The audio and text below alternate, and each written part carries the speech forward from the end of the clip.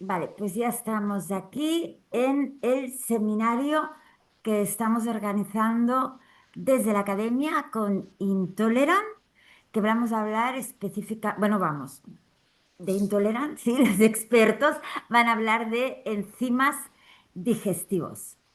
Entonces, si os parece, vamos a dejar un par de minutos de cortesía, ¿sí? Para que todos los que estáis entrando, bueno, tengáis tiempo de entrar y acomodaros en la sala. Lo que os animo es a que si queréis os vayáis presentando en el chat.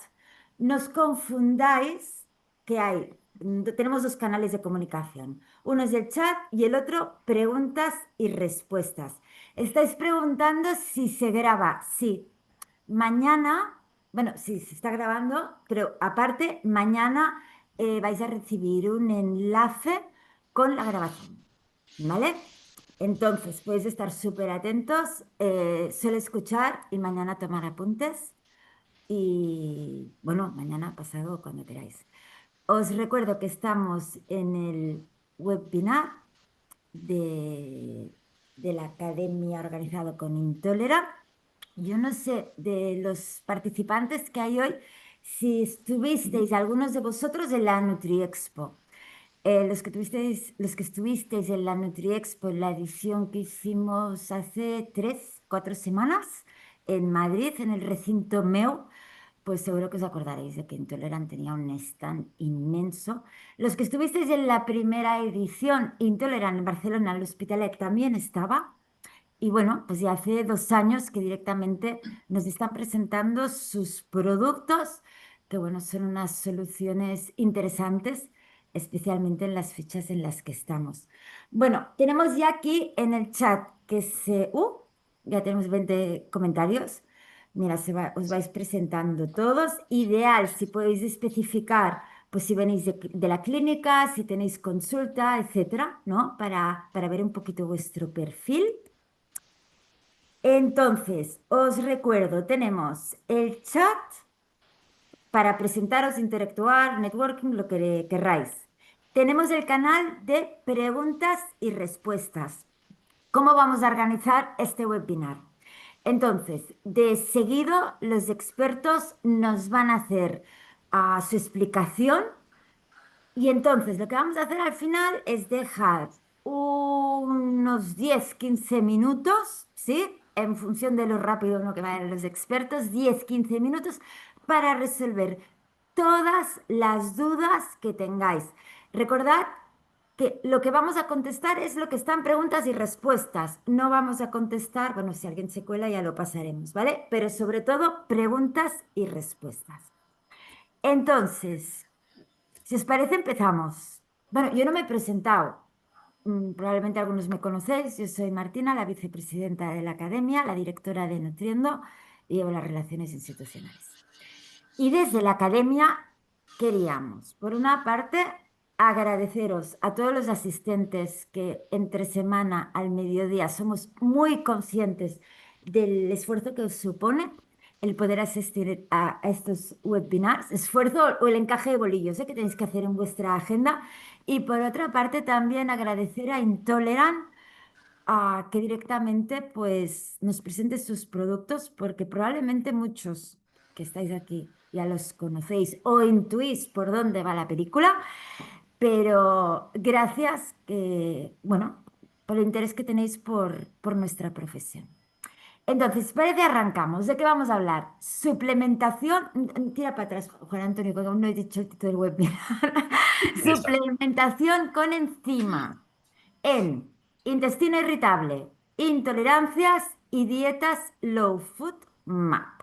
O sea, tema de rigurosa actualidad y más en el momento del año en el que estamos. O sea, por una parte, todos en la consulta cada vez tenemos más pacientes, ¿sí? Que, que pueden padecer este tipo de trastornos, pero por otra parte, si bien el padecer estos trastornos pues conlleva un tratamiento a veces bastante limitado, ¿no? En cuanto a la diversidad alimentaria y teniendo en cuenta las fechas del año en la que estamos, pues pueden, no sé, me parece que puede ser una muy buena solución, ¿no? para poder gozar más de las fiestas, ¿no? Pero igualmente son soluciones durante el año. Entonces, ¿quién nos acompaña? Juan Antonio Artigas, que aquí sí que te agradecería que saltes la A aquí. Juan Antonio Artigas. Juan Antonio Artigas es el responsable de Intolerant, resumiendo mucho, responsable de Intolerant en España. Y aparte, una fantástica persona.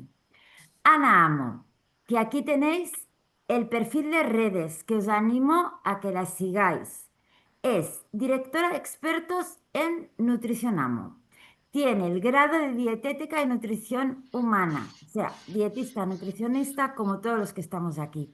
Técnico superior en química ambiental y lo pone en plural, másters y posgrados, me atraganto de tanta, másters y posgrados tanto en nutrición y dietética como en microbiota, o sea, como anillo al dedo. Gracias, gracias a los dos y si os parece arrancamos ya. Pues adelante, empezaré yo pues un poco con el menú, ya que vamos a hablar de comida. Y, y este es un poco el menú de todo lo que os vamos a estar contando ahora, principalmente Ana, yo haré un par de intervenciones por ahí en medio, ¿de acuerdo? Que como veréis es un poco poner un poco de contexto y luego hablaremos de enzimas en tres grupos principalmente. Las FODMAP, o las enzimas para carbohidratos FODMAP, y luego otras enzimas digestivas. Al final me permitiréis que durante 5 minutitos os dé un poco la chapa sobre quiénes intoleran y a qué nos dedicamos. Así que nada, paso a que Ana empiece a contaros un poco, ¿de acuerdo? Y vamos para allá.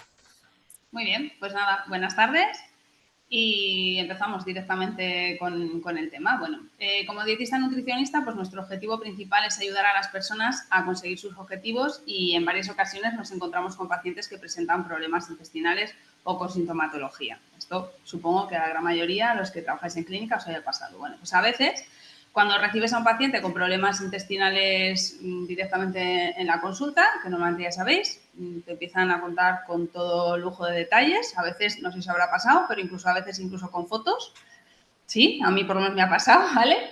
Y bueno, pues esto es posible que os preguntéis cuál es la mejor manera de ayudarles y qué paso pues debemos de ir siguiendo. Por eso, al fin y al cabo, con este webinar lo que queremos es desarrollar unas pequeñas herramientas que sean útiles y que muestra pues un poco paso a paso cómo hacerlo, para qué puedes ayudar y apoyar a tu paciente de la mejor manera posible durante este proceso, que no suele ser corto precisamente. Vale. Empezamos con el intestino irritable como tal. La propia definición es que es un trastorno funcional del tubo digestivo caracterizado pues, por dolores abdominales recurrentes.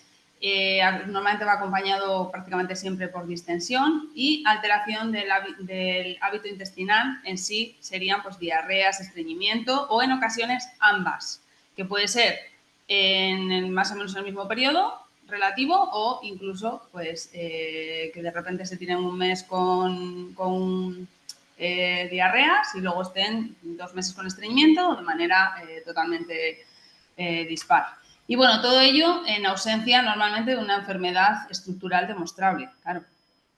Vale, es importante que diferenciemos entre alergia alimentaria, intolerancia alimentaria y sensibilidad alimentaria. Esto sí que lo tenemos que diferenciar bien y que esté muy bien definido.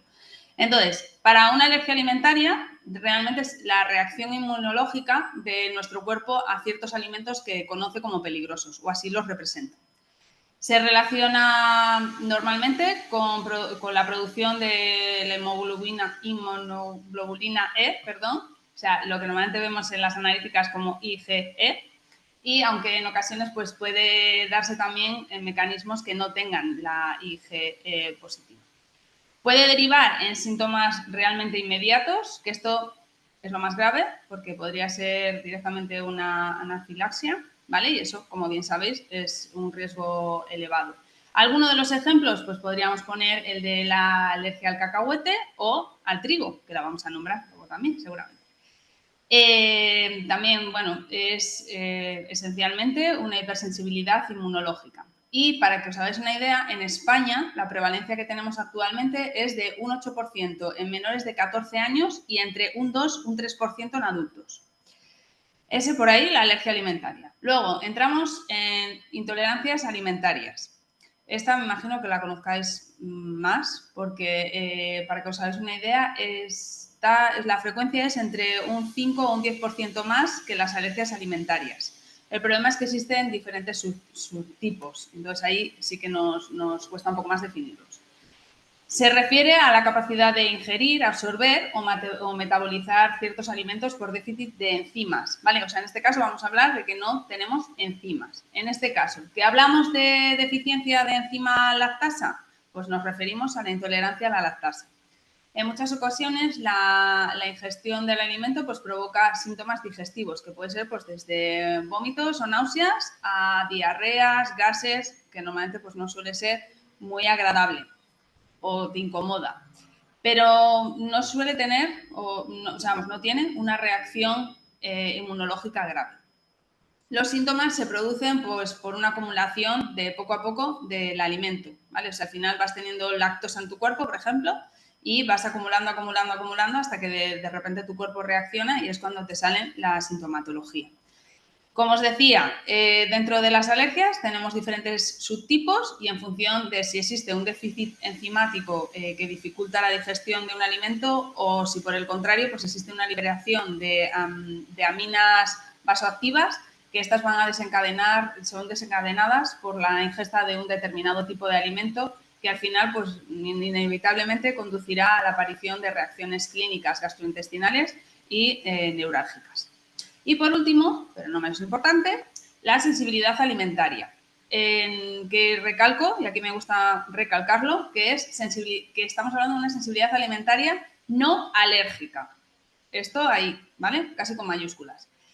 Se refiere a síntomas provocados por la ingestión de un alimento o componentes alimentarios en el que se produce una reacción tardía o inespecífica, más conocida como una hipermeabilidad intestinal, que esto seguramente lo habréis oído en más de una ocasión. Los síntomas suelen ser difusos y pueden aparecer hasta 2-3 días después de la ingesta, que por eso a veces es tan difícil relacionarlo porque lo normal es que el paciente se encuentra mal y directamente te diga lo último que comió o lo que comió ese día. Suele ser lo más común. Y entre los síntomas, pues es que tenemos desde dolor de cabeza, cansancio, niebla mental, dolor articular. Al final es el sistema inmune no interviene de una manera específica en la sensibilidad alimentaria, que esto también lo tenemos que tener bastante claro. Aquí, como ejemplo, el mayor ejemplo que podemos poner sería la sensibilidad al gluten no celíaco, directamente, que no es lo mismo, por supuesto, que la celiaquía.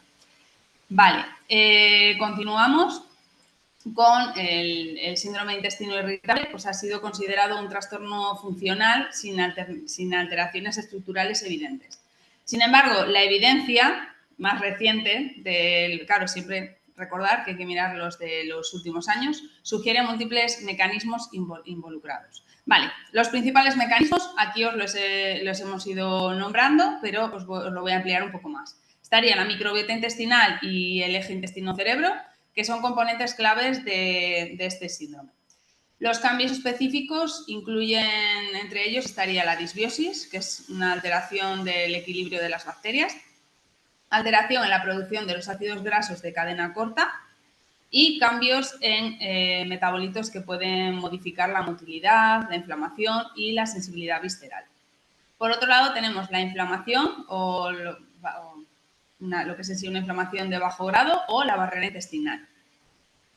En algunos pacientes con el síndrome de intestino irritable pues se observa una alteración de la barrera epitelial intestinal. Esto, al fin y al cabo, acaba aumentando la permeabilidad, genera una activación de los mastocitos, también por ello genera una inflamación, filtrados de la inflamación leve y un incremento de mediadores inflamatorios. También tendríamos unas alteraciones de la motilidad intestinal, que se ha descrito tanto un tránsito acelerado, ¿vale?, produciendo diarreas, como también podría generar un tránsito enlentecido, es decir, estreñimiento. Además, pues la coordinación entre el intestino delgado, el colon y los esfínter puede estar disfuncional. Estos cambios permiten que el alimento genere fermentación y por ello pues gases que interactúan con la mucosa de forma diferente a la normal, y esto al final lo que termina es favoreciendo todos estos síntomas. Y por último, la hipersensibilidad visceral, ¿vale? Que son los estímulos luminales que en una persona sana serían perfectamente tolerables, pero en pacientes con un síndrome de intestino irritable pues generan sensaciones de dolor o incluso una distensión muy exagerada.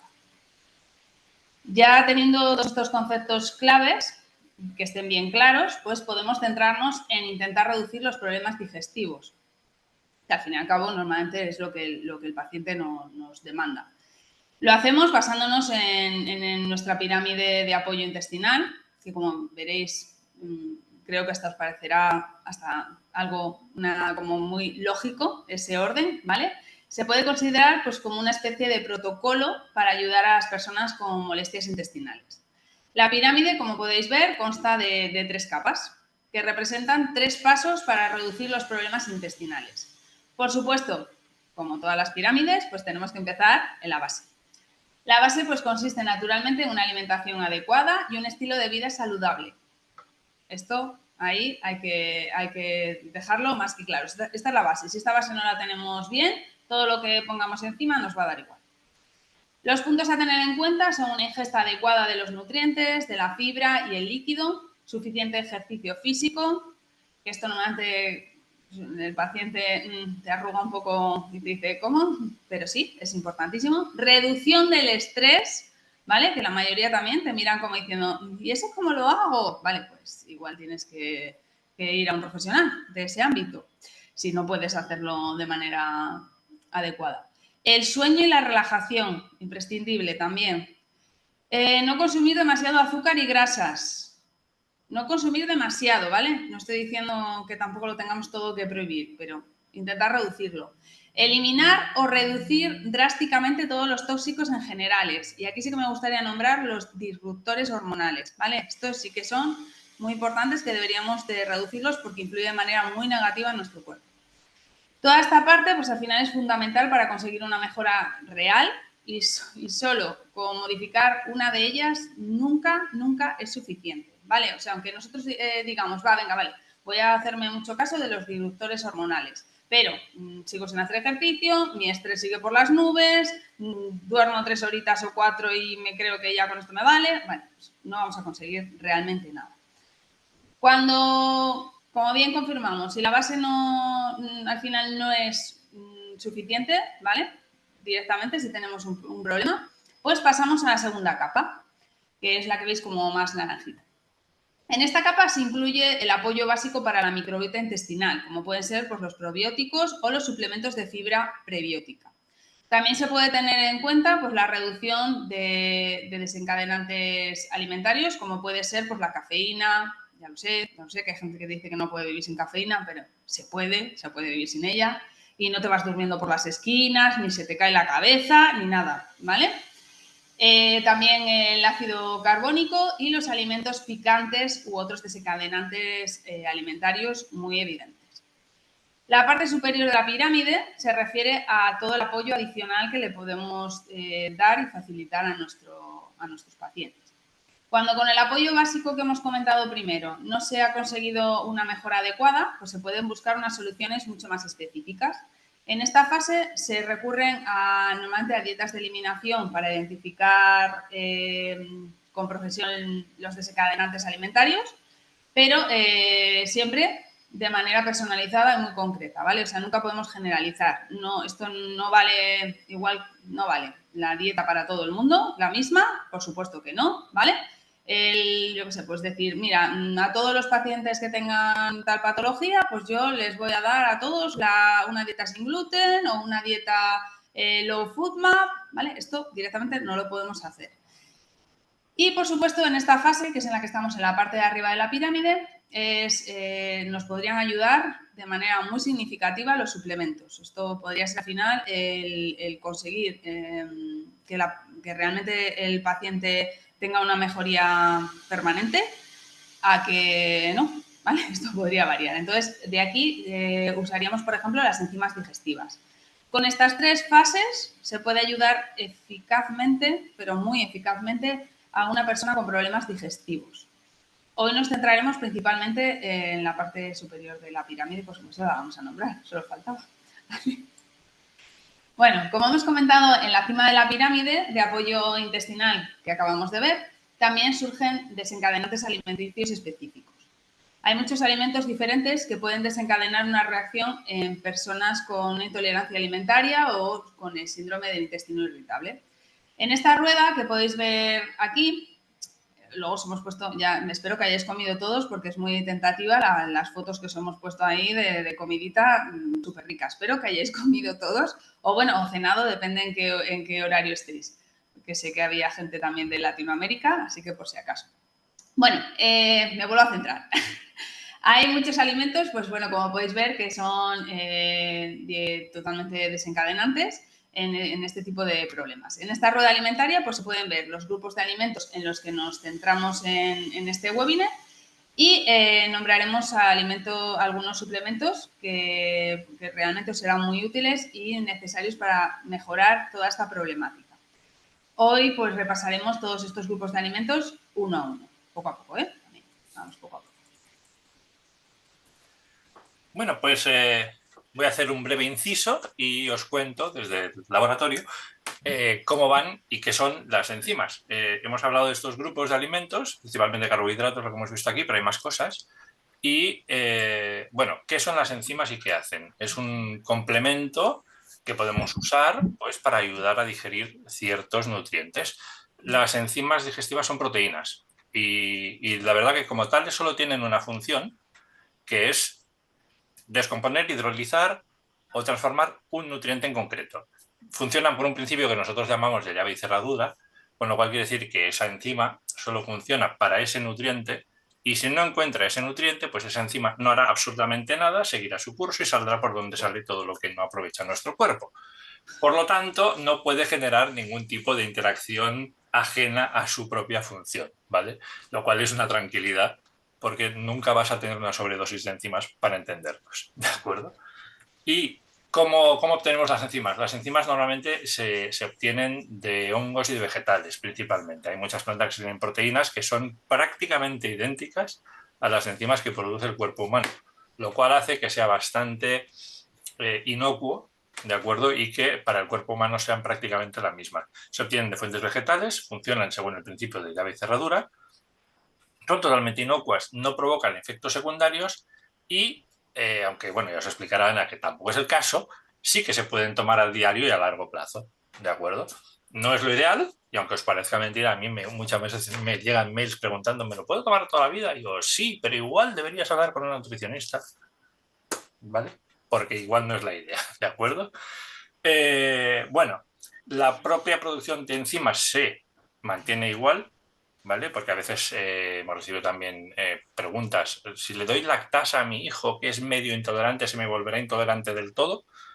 Es probable, pero no será por las enzimas. Es decir, el cuerpo no se va a decir, ah, mira, como ya me las dan, yo pues dejo de hacerlas. No, eso no va a pasar, ¿vale? Pero bueno, también me gusta apuntarlo porque a veces esta pregunta sale, ¿vale? Y bueno, y ya lo dicho, después de esta introducción os dejo que Ana os explique un poco en qué momento y cómo se pueden utilizar. Sí, como bien has dicho, un poco. No, en una hora no nos da tiempo a todo. No nos da... Bueno, pues los suplementos enzimáticos se pueden utilizar en diferentes situaciones. Por ejemplo, pues en caso de intolerancia alimentaria, ya que bueno, pues a menudo se produce una deficiencia enzimática. Esta se puede complementar con un suplemento y ya está. Solución, más o menos. Solución temporal. También se pueden utilizar en torno a la dieta Low Food Map, que esta la nombraremos y la contaremos un poquitín más adelante. Antes de la dieta, pues, por ejemplo, para comprobar si se está realmente en buen camino o creemos que hemos hecho que estamos en el buen camino, ¿vale? Que hemos hecho una buena decisión y centrarnos en que esta dieta es la que deberíamos usar. Durante la dieta, realmente, para poder seguirla de una forma más óptima posible, Y también lo podemos utilizar después de la dieta, en los casos en los que se haya detectado sensibilidad a los FUDMA, porque a veces, como bien sabéis, pasa que la persona lo ha hecho todo perfecto, pero igualmente sigue teniendo alguna sintomatología. Los suplementos enzimáticos también pueden ser un buen apoyo en el caso del síndrome de intestino irritable, ya que a menudo se producen deficiencias enzimáticas y la digestión, pues al final puede necesitar un poco más de ayuda adicional. Por supuesto, los suplementos enzimáticos, esto es muy importante, ¿vale? Nunca van a sustituir a una dieta, nunca, pero pueden servir pues, como un buen complemento o un tratamiento dietético, ¿vale? Al final van a ser un magnífico aliado, pero nunca un sustituto. Sin embargo, tenemos que tener claro que las enzimas no son adecuadas para las alergias y aquí sí que dejarlo bien claro, ¿vale? O sea, acordaros que en el caso de las alergias, como hemos comentado antes, y está implicado el sistema inmunológico totalmente. Entonces, lamentablemente, tampoco se pueden utilizar enzimas en el caso de la celiaquía, ya que es una enfermedad autoinmune, ¿vale? No es una intolerancia ni nada de eso. Y además, no se han encontrado ninguna enzima, desgraciadamente, que nos pueda ayudar a digerir los polioles. ¿Vale? Ya sé que sería maravilloso, pero bueno, esto lo dejamos lo dejamos así un poco en el aire para los laboratorios, pues que lo intenten. Estamos en ello, vamos a por ello. Que lo intenten, ahí lo dejamos un poco. Bueno, pues nada, ahora ya nos vamos a centrar a continuación, pues repasaremos las diferentes intolerancias alimentarias, pero ya las más comunes, por supuesto, un poco más en profundidad. Se trata principalmente de la intolerancia a carbohidratos, ¿vale? O sea, como los diferentes de FODMAP. También hablaremos de la intolerancia a la sacarosa y al almidón, ¿vale? Lo comentaremos brevemente. Y la intolerancia a la histamina, que también la nombraremos un poco. Vale, la primera intolerancia y la más conocida es la más, yo creo, la más conocida de todas, sería, bueno, me imagino que sea la más conocida para vosotros, es la intolerancia a la lactosa. Aproximadamente, para que os hagáis una idea, 2/3 de la población mundial padece intolerancia a la lactosa. Gente que sí que lo tiene diagnosticado, pero hay otra gente que lo va diagnosticando, acaba dándose cuenta con los años. Mientras que en España, para que os hagáis una idea, la prevalencia está entre un 20 y un 40% de la población padece esta intolerancia, ¿vale? O sea, no tiene estas enzimas. La intolerancia a la lactasa, pues puede ser hereditaria, ¿vale? Siempre tiene una carga hereditaria, pero suele ser adquirida. Aunque sí que tenemos una carga hereditaria, no quiere decir que como, pues, mi padre o mi madre lo tuvo, yo fijo que lo voy a tener. Por lo que no aparece hasta después de la infancia, cuando la producción de las enzimas de la lactasa disminuye gradualmente. Normalmente, la lactasa es descompuesta por la enzima lactasa en monosacáridos absorbibles que se absorben en el intestino delgado. Este mecanismo se puede ver en la imagen como más o menos en la superior. En la imagen superior es de la diapositiva, es donde ahí lo podéis ver bien exactamente cómo es. Cuando la enzima lactasa no está presente en cantidades suficientes, la lactosa no se descompone directamente, no puede. Sino que llega, al fin y al cabo, acaba hasta el intestino grueso, porque como no se ha visto descompuesta, no la hemos podido utilizar, donde es fermentada por nuestras bacterias intestinales, ¿vale? Como más o menos yo creo que lo podéis identificar y diferenciar bien en la diapositiva de la parte inferior. En principio, la fermentación no es un proceso en sí malo, pero la lactosa no digerida a menudo se fermenta en exceso y demasiado rápida. Y al final esto lo que acaba provocando son molestias como puede ser una diarrea, porque esto al fin y al cabo lo que genera es una mayor atracción de agua y también genera flatulencias, hinchazón abdominal, dolor abdominal, vamos, ninguna de ellas agradable. Todo esto es causado por la producción de hidrógeno que al final que se libera durante todo este proceso de fermentación.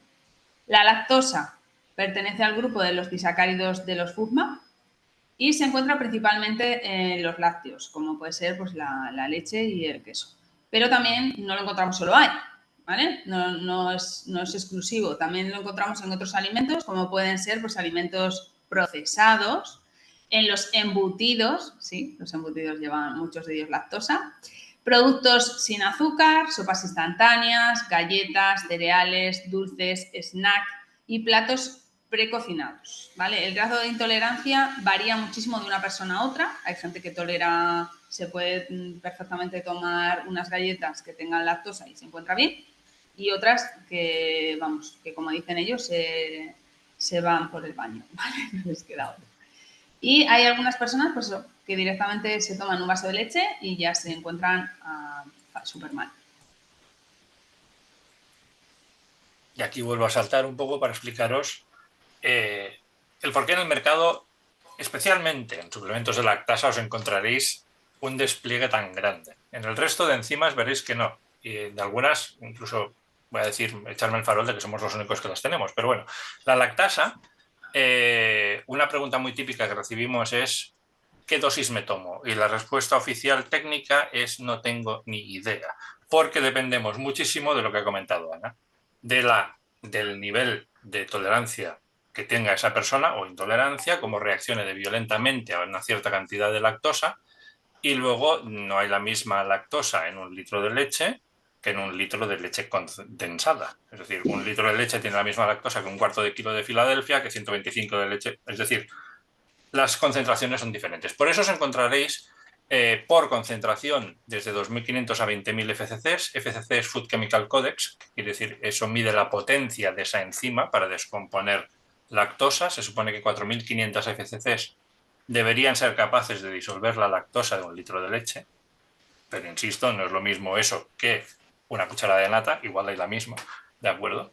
Y también es verdad que hay ciertas personas que con menos FCCs, si eliminan el 80% de la lactosa de ese plato, ya se lo pueden tomar. Y las hay que no, que necesitarán el completo. Luego, aparte, tenemos muchas presentaciones, hay cápsulas, hay comprimidos, hay lactasa líquida. Y luego nosotros tenemos cepas también, y en Estados Unidos hay otro laboratorio que también tiene cepas probióticas, que es otro mecanismo, ya no son enzimas, ya no es el tema un poco de hoy, pero existen cepas probióticas que generan lactasa en tu intestino y te vuelves tolerante, para entendernos. ¿Y por qué todo esto? Porque hay muchos casos de uso. Pediátrico y geriátrico es el primero y es el más fácil, es decir, aquí entrarían los comprimidos que son pequeños, la lactasa líquida, y también las cápsulas que puedes abrir, que no todas se pueden, las hay que son casos resistentes, las hay que no, hay que mirar siempre la especificación del laboratorio. Luego tenemos los casos de gente que podéis tener con una alta sensibilidad a los químicos. Siempre digo lo mismo, nosotros, por ejemplo, tenemos la lactasa en cápsulas en comprimidos, pero si es una persona con hipersensibilidad química, recomendaré que utilice las nuestras en cápsulas, porque es lactasa sobre carbonato de calcio y nada más, no hay ningún agente más. Para hacer un comprimido, los laboratorios necesitamos aglomerantes. No hay manera, sino de hacer una pastilla, ¿vale? Y pueden ser estearato de magnesio, almidón de patata, hay muchos aglomerantes en el mercado y hay gente que tiene sensibilidad a estos. Por lo tanto, hay que vigilarlo. Aquí siempre os diría, si vais a mirar los componentes, identificar cuál es ese aglomerante o si hay más aditivos de la cuenta o no. Y bueno, otros casos de uso que serían los probióticos para gente que viaja mucho, que va a un país que no sabe qué le van a poner en la mesa, si eso lleva lactosa o no la lleva. Estos son casos de usos que también te puedes encontrar. Y ya está. Dejo que Ana siga con más intolerancias. Vale, pues bueno, la siguiente intolerancia es la... Discúlpame un momento, Dime, digo sí. para que estéis situados, digo por la rueda, lo que queda, que son y 35. Vale, Que quedarían unos 10-15 minutos si queremos dejar un tiempo para vale, preguntas. venga. Digo para que Voy a estéis empezar. situados y le pongáis gas si hace falta. Venga, vale, gracias. Bueno, pues la siguiente intolerancia es la fructosa. Se denomina oficialmente malabsorción de la fructosa y la intolerancia a la fructosa es la variante hereditaria poco frecuente. Y lo que vamos a hacer es referirnos más bien a la variante adquirida. En la malabsorción de la fructosa no se absorbe correctamente en el intestino delgado. Normalmente esto se lleva a cabo mediante una proteína transportadora especial que es la GLUT5. Esto se puede ver en la parte inferior de la imagen, creo que ahí lo podéis ver, de esta diapositiva. Cuando esta proteína transportadora es defectuosa, pues la fructosa se absorbe peor y puede fermentar en el intestino grueso, como se puede ver ahí más o menos en la segunda imagen, o sea, la de la derecha. La fructosa también puede unirse a 1 a la glucosa y absorberse a través de otra proteína transportadora. Sin embargo, cuando hay más fructosa que glucosa en el intestino delgado, el exceso de fructosa, es decir, la fructosa libre, pasa al intestino grueso, donde realmente inevitablemente se fermenta. Este proceso de fermentación de la fructosa puede provocar molestias intestinales. Y eso es lo que al final acaba derivando en toda la sintomatología. Para evitar el exceso de fructosa libre, pues podemos recurrir a las enzimas. La enzima, concretamente, la silosa isomenasa, que también se usa en la industria alimentaria en muchas ocasiones. Esta enzima tiene la particularidad de convertir la fructosa en glucosa y al revés, con el objetivo de igualar la concentración de ambos monosacáridos en una solución dada. O sea, como veis ahí, por eso hemos puesto como que es una balanza. Esto en nuestro sistema digestivo pues permite al transportador GLU2 sacar parejas glucosa-fructosa a través de la pared intestinal, reduciendo la fructosa libre y evitando que ésta llegue al intestino grueso cuando tenemos ese déficit de GLU5. La fructosa se encuentra principalmente en la fruta, pero también está presente en la miel, en las verduras, en ciertas verduras, en los alimentos procesados, como pueden ser pues, dulces, gominolas, bebidas, panes y cereales, vinagre balsámicos, embutidos, salsas comerciales y el ketchup, por ejemplo. Ahora nos centraremos en el grupo de los oligosacáridos dentro de los FODMAP, los fructanos y galactanos, también conocidos como GOS. Los oligosacáridos, como los fructanos y los galactanos, también se conocen como fibra alimentaria y no se absorben en el intestino delgado, sino que normalmente se fermentan directamente en el intestino grueso. Para la mayoría de las personas, este proceso de fermentación no les causa ningún tipo de problema, pero para algunas personas este proceso de fermentación es demasiado rápido y excesivo, lo que puede, al fin y al cabo, resultar muy molesto. Por ejemplo, pues se suele, al final, acaba trayendo mucha más agua de la que debiera y también esto genera una producción mucho más elevada de gas. El grupo de los oligosacáridos de los FODMAP está compuesto pues, por los fructanos y los galactanos y los fructanos se encuentran principalmente en la cebolla, en el ajo, en las verduras, pero también lo encontramos en ciertas frutas y productos cereales como el trigo. Que en este punto quiero recalcar que no he dicho gluten, sino he dicho trigo, ¿vale? Porque además del trigo sabemos que hay más cereales que contienen gluten en su composición.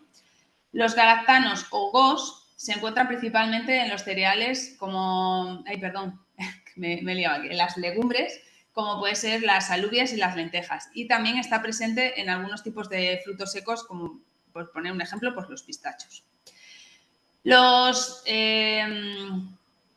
Espera, me he ido yo aquí, vale.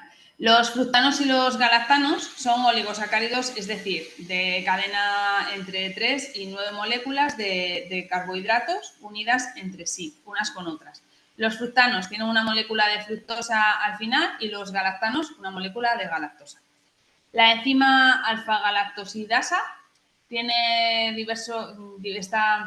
puede dividir los oligosacáridos en moléculas más pequeñas y absorbibles. Las enzimas actúan como una especie de tijera, tal y como podéis ver aquí que hemos puesto las tijerillas en la imagen, y de este modo pues, los carbohidratos se absorben en el intestino delgado, evitando que se fermenten en exceso y así se pueden prevenir muchos de estos trastornos intestinales. A continuación pasaremos a las FODMAP y a lo que es en sí las FODMAP y lo que es la dieta low FODMAP. Las FODMAP son diferentes grupos de carbohidratos que muchas personas tienen dificultad para digerir.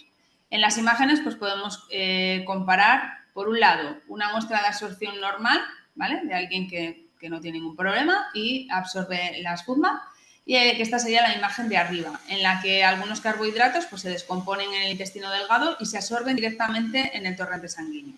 Y otros carbohidratos, como los del grupo de FODMAP, oligosacáridos y polioles, no se digieren y suelen fermentarse en el intestino grueso directamente. El grado en el que este proceso de fermentación causa molestias pues, varía mucho de unas personas a otras. Sin embargo, en la imagen de abajo se muestra cómo funciona la mala absorción del FODMAP. Aquí los carbohidratos que normalmente se digieren, como los FODMAP, la fructosa, lactosa y la sacarosa, no se descomponen y llegan intactos al intestino grueso.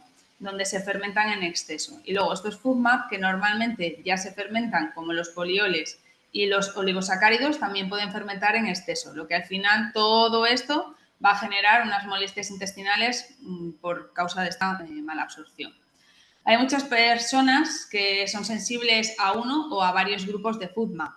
Esto es muy frecuente, por ejemplo, en el síndrome del intestino irritable, en el que también se suele haber sensibilidad a uno o varios FODMAP. La dieta FODMAP es en sí, low FODMAP, es una forma de averiguar qué FODMAP realmente son los que generan el factor problemático en el caso de estos problemas intestinales bajos.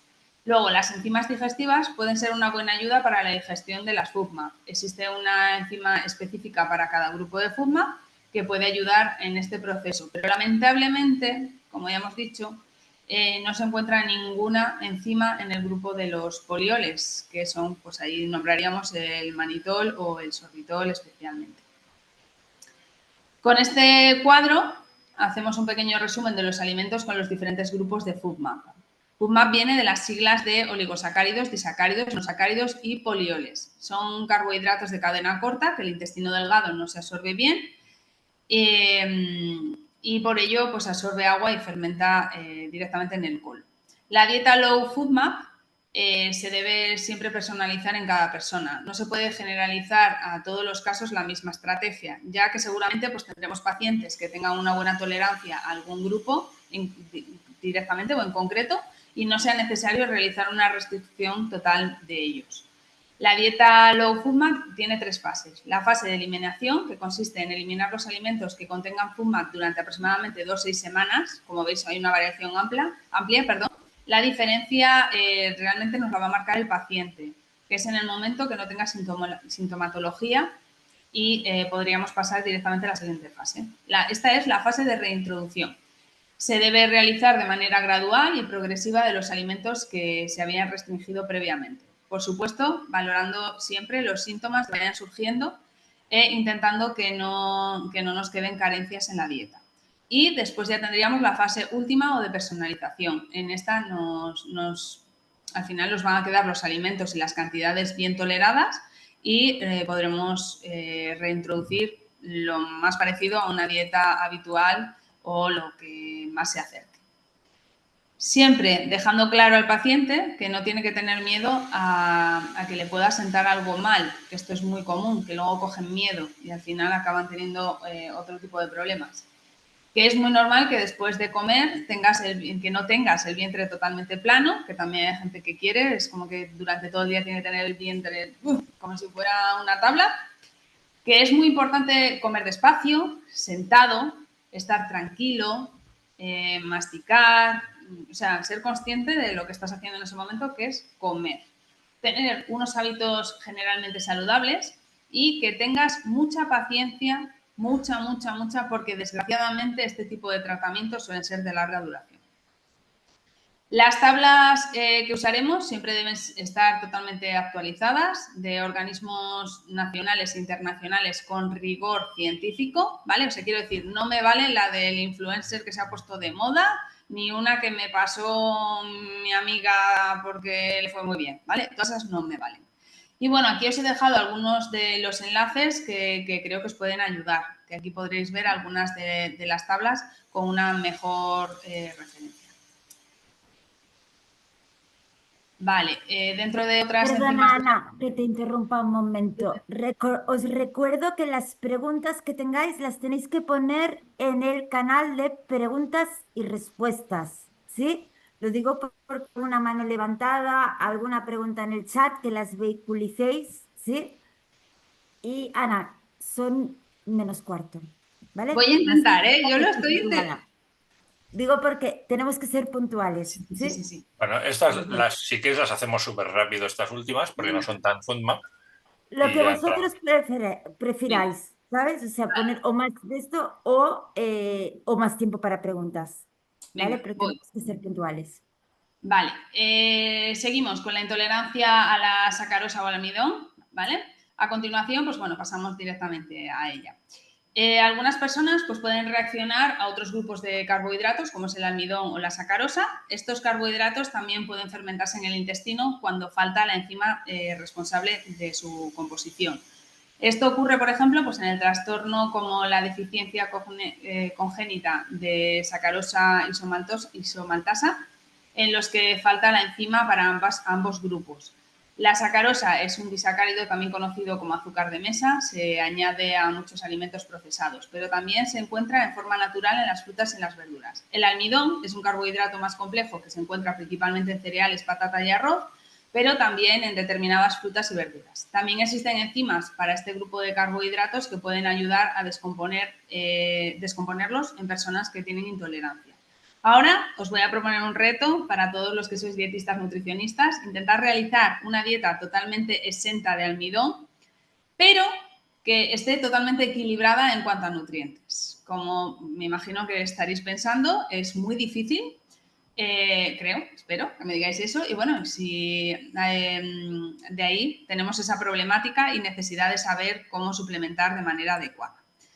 Y llegamos a la última, que sería la intolerancia que queremos tratar hoy con vosotros, sería la intolerancia a la histamina. La intolerancia a la histamina es bastante compleja, por lo que hemos dedicado, esto realmente se podría dedicar perfectamente un webinar completo a este tema, en el que sería ideal pues, tratarlo con mucho más detalle. Pero bueno, aquí os hacemos una pequeña introducción de lo que vamos a comentar. La histamina es una sustancia, una amina biogénica, que se produce y almacena en nuestro propio cuerpo. En realidad, esta sustancia es muy útil e importante para una serie de funciones corporales, pero si las concentraciones son elevadas, genera sintomatología diversa y lo que conocemos como histaminosis. La histamina también se encuentra en los alimentos y, por lo tanto, puede llegar a nuestro organismo a través de ellos. Normalmente, la enzima DAO evita que la histamina de los alimentos se absorba en el torrente sanguíneo. En la intolerancia a la histamina hay una deficiencia de la enzima DAO o un desequilibrio entre la histamina y la enzima DAO, lo que permite que la histamina ingrese al torrente sanguíneo. Esto conduce a la absorción y al aumento de la concentración de histamina en sangre, causando síntomas diversos. Esto conduce a la absorción y al aumento de la concentración de histamina en la sangre, causando síntomas diversos. Más o menos el 1% de la población mundial sufre de intolerancia a la histamina y es muchísimo más común en las mujeres. Entre la sintomatología encontramos problemas gastrointestinales como pueden ser diarreas, distensión, dolor abdominal, estreñimiento, calambres intestinales, eructos o náuseas.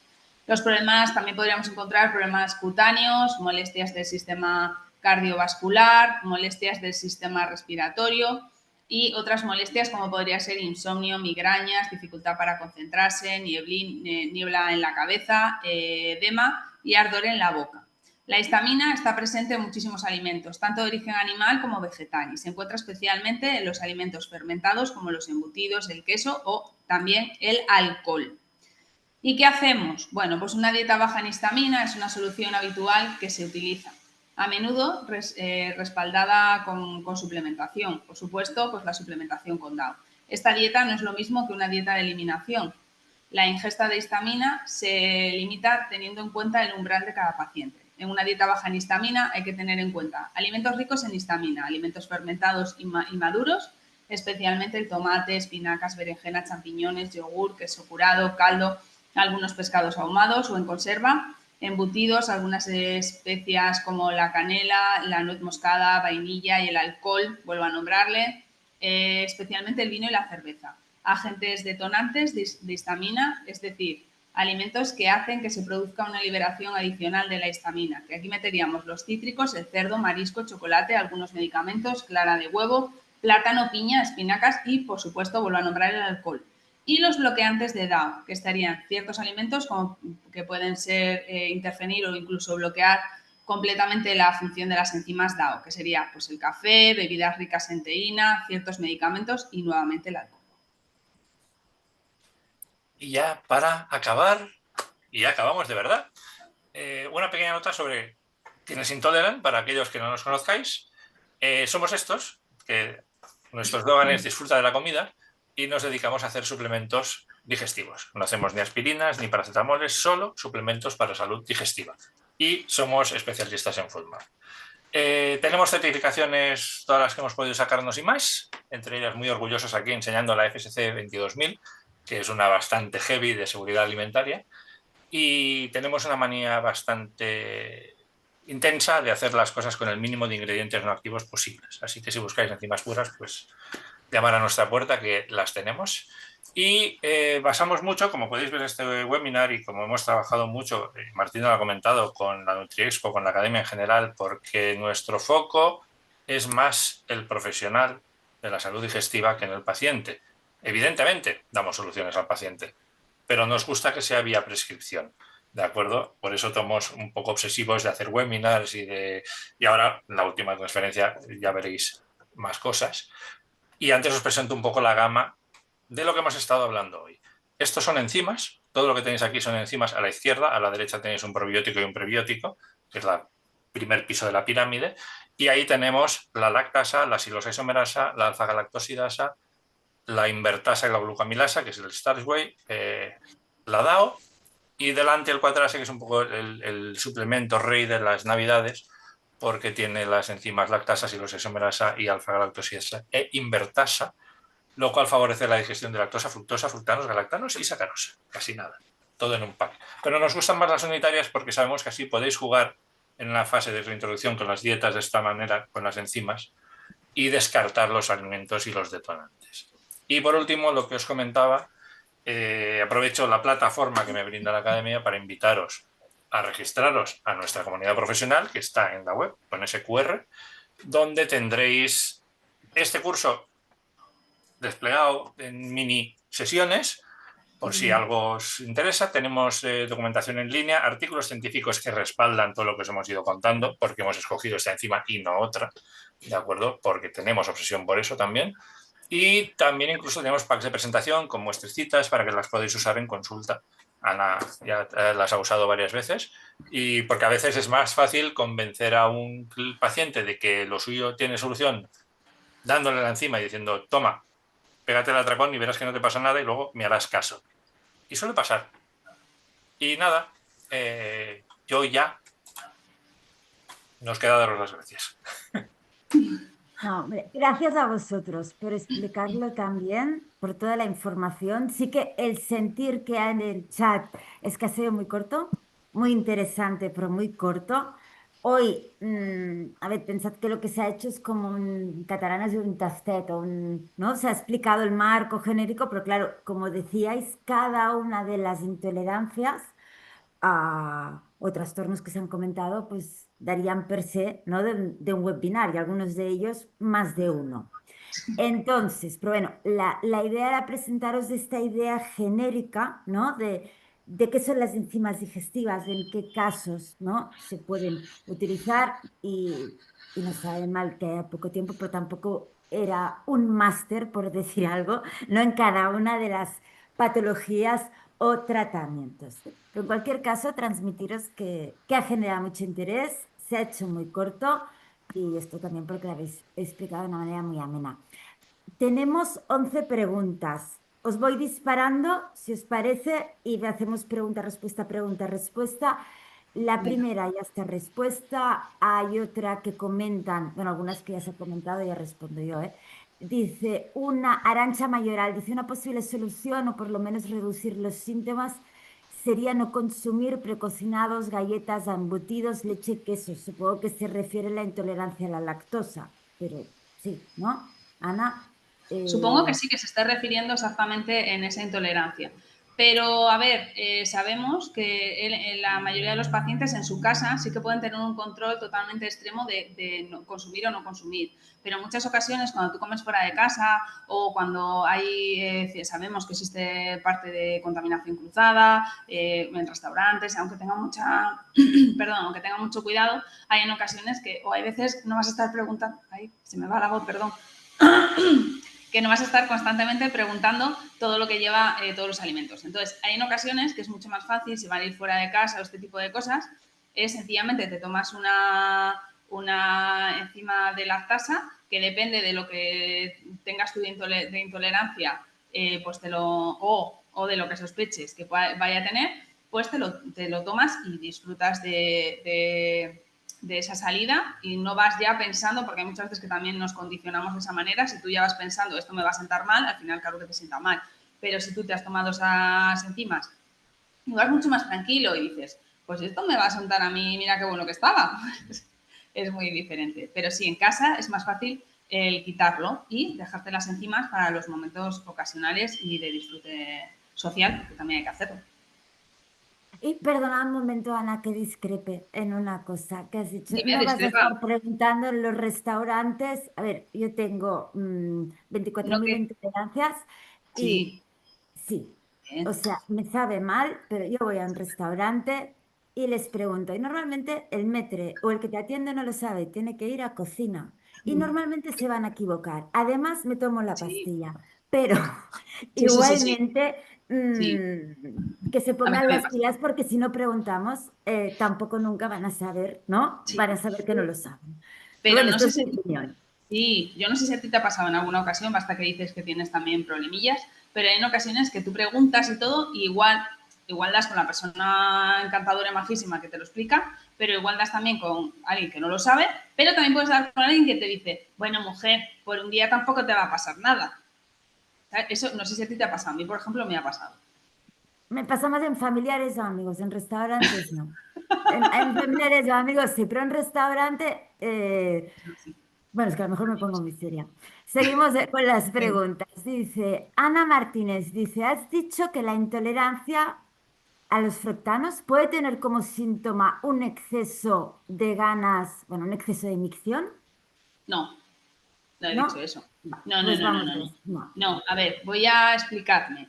En esa parte exacta, que igual es lo que ha podido entender, sí que he dicho que la fermentación, eso, que era mucho más rápida y que lo que hacía era una mayor absorción de agua, pero que en nuestro intestino generaba una mayor absorción de agua, no que tú de repente empieces a hacer pis. Entonces, esto inevitablemente se acaba generando en que pues tengas una preciosa diarrea.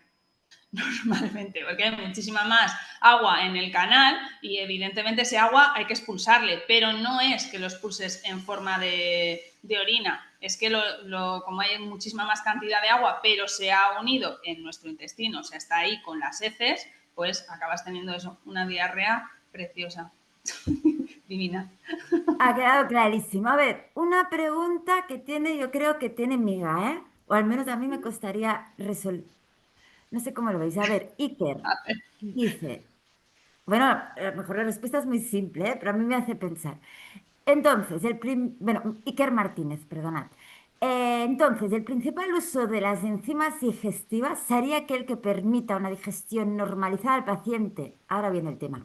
Mientras buscamos el tipo de alimento a eliminar o sustituir según la tolerancia. vale. ¿La contesto yo o...? ¿Sí? Esta es una de las que normalmente, cuando hacemos las formaciones, precisamente es uno de los casos de usos que damos. Y de hecho, para mucha gente que entre en nuestra web, que tenemos una sección para guiar a la gente, porque por desgracia no todo el mundo se atreve a ir al nutricionista, tenemos este producto que tiene todas las enzimas, el Quatrase. Siempre decimos lo mismo. Tú, si hay una sospecha, tómate 3 cápsulas de esto, tómate la comida y si te sienta mal, te aseguro que tu problema es de carbohidratos, vete a un nutricionista y empieza a buscar qué es lo que está pasando. Si te tomas 3 de estas y te sienta mal la comida, tu problema no es de carbohidratos, es otro. Con lo cual, también ves al nutricionista a ver si lo encuentras, ¿vale? Pero efectivamente, las enzimas te pueden ayudar a enfocar por dónde tienes que ir y empezar ahí a trabajar. Y también muchas veces para, lo voy a decir así un poco a lo burro, para calmar al paciente y ponerlo en su sitio, en el sentido de que muchas veces, y esto me aseguro que te ha pasado, que te llega alguien que dice, me sienta mal todo, no, pues no, que me sienta mal todo, no, que dame algo, me sienta mal todo, vale, tómate esto y vuelve. Y cuando vuelve esa persona vuelve en plan de, pues hay una solución. Y entonces ese paciente ya emocionalmente está mejor y ya puedes decir, vale, vamos a hacer las pruebas de hidrógeno, por favor, vamos a hacer lo otro, y ya puedes empezar a trabajar con él. Me voy mucho de lo que pasa. ¿O no? No, no, no te has ido, no te has ido, no, te has ubicado Vale, bien. nos quedan bastantes preguntas, ¿sí? Venga, Pregunta básica, pero importantísima. ¿En qué momento del día? ¿Antes de comer estos alimentos? ¿O Justo como un medicamento en una hora en específica? el momento exacto en que empiezas a comer, porque la enzima tiene que entrar con el nutriente para hacer su trabajo y la enzima dura en el tracto digestivo lo que dura el tránsito. Es decir, al cabo de 45 minutos, por ejemplo, ya no hay más enzimas. Si tú sigues comiendo, deberías volver a tomarte las enzimas. No aplica para la DAO. Cuidado, la DAO es un caso aparte, webinar aparte, esto ya lo hablaremos luego, Gracias. pero las enzimas Pues queda digestivas para clarísimo. carbohidratos En con la momento comida. de comer. Vamos a la siguiente. Si no tenemos una enzima concreta para los polioles, ¿qué tipo de ayuda podemos recomendar a los pacientes con intolerancia al sorbitol? ¿Tenéis algún tipo de solución Pues por es vuestra que parte? realmente aquí sería directamente sí que es retirada de los alimentos y ser consciente de que el día que lo consuma pues se va a encontrar un poco mal. Ahí sí que no podemos ayudar mucho más. Vale. Javier Jimeno, que te agradezco, que has pasado del chat al de preguntas y respuestas. Cuando mostrasteis la pirámide de salud digestiva y hablasteis del café, ¿os Sí. referíais específicamente al café en sí o también a la cafeína anhidra? ¿Tienen el mismo impacto? Y por otro lado, ¿qué evidencia hay sobre el uso de cafeína en cápsulas o chicles? Bueno, lo de la cafeína en cápsulas o chicles yo creo que se aleja, ¿no? del objetivo Sí. de hoy, pero si nos pudieras concretar en el caso de que... A ver, por ejemplo, lo de las cápsulas, y ya supongo que estemos hablando de las cápsulas estas de las típicas máquinas que tú metes la cápsula y te sale el café. Y ahí tenemos que tener claro que también estamos tomando microplásticos, que sería un tipo de disruptor hormonal que hemos comentado al principio. Vale, voy a decir algo parecido un poco con la parte de los chicles, que meteríamos normalmente casi todos, suelen llevar matitol o llevan cualquier tipo de aditivo alimentario que seguramente también nos va a generar de manera negativa para los disruptores hormonales. Entonces, si quiere tomar café, pues al de toda la vida, un pucherito, la cafetera esta italiana, y tal. Eso sería lo ideal. Y sí que es verdad que se ve que yo normalmente como mucho a la gente que es muy cafetera, muy cafetera, muy cafetera, y te dice, no puedo vivir sin ello, me duermo por la calle. Y le digo, uno o dos como mucho, bastante diluidos. Vale. ¿Vale? Creo que he contestado Ah, bien. sí, yo creo que sí que has Vale. contestado. ¿No? Otra que has medio contestado, Juan Antonio. ¿Cuáles son las dosis recomendadas de enzimas para las distintas intolerancias mencionadas? Vale, la respuesta oficial otra vez es depende. Entonces, ¿qué aconsejamos siempre? Que cuando tú cojas una enzima, por ejemplo, en las nuestras las dosis están muy pautadas, la dosis mínima diaria y total al día, la primera vez te tomes la dosis máxima con ese alimento que te sienta mal. Entonces, eso lo hacemos para comprobar que la enzima funciona. La siguiente vez te vuelves a tomar ese plato, pero con una cápsula menos, por ejemplo. Y si te sigue sentando bien, la próxima vez con una cápsula menos, que ya sería solo una. Empezamos con 3, 2, 1. Si con una te sienta mal, la dosis será 2.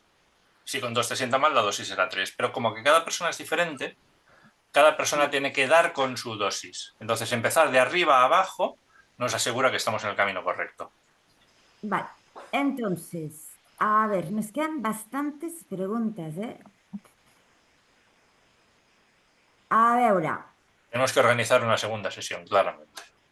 entonces, eh, voy a seleccionar las que propiamente hablan de enzimas, no tratamiento de la dieta, si os parece, Vale. para centrar el foco, porque algunas se alejan. Sí, son muy interesantes, ¿eh? Entonces, hay una que dice, ¿cómo se pueden adquirir vuestros productos?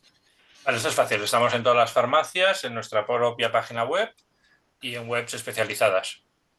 Vale, O ¿qué sea, suplemento enzimático recomendaríais de forma genérica en una dieta Food Maps, ¿verdad? Y la otra pregunta, también, muy chula, ¿las enzimas sobreviven la digestión gástrica? sí, no todas. La diaminoxidasa no. La diaminoxidasa normalmente va en un comprimido astroresistente que no se puede masticar. ¿Vale? El resto sí, incluso algunas de nuestras enzimas que van en cápsula Para gente que tenga problemas de disfagia o similares, recomendamos abrirlas y los polvitos echarlos encima de la comida o disolverlos en agua. Empiezan a trabajar en el estómago, de hecho. Vale. ¿Y el suplemento enzimático para FODMAP cuál sería de vuestra gama? El cuatrase. Es el que contiene las enzimas para lactosa, fructosa, fructanos, lactanos y sacarosa. Vale, entonces Isabel Pérez dice, el problema es que muchas farmacias no venden Intolerant. Se pide, Bueno, depende de ¿no? la zona. Igual esto es una cosa que tenemos ahora yo pendiente por el Ah, norte, falta un poco, ¿vale?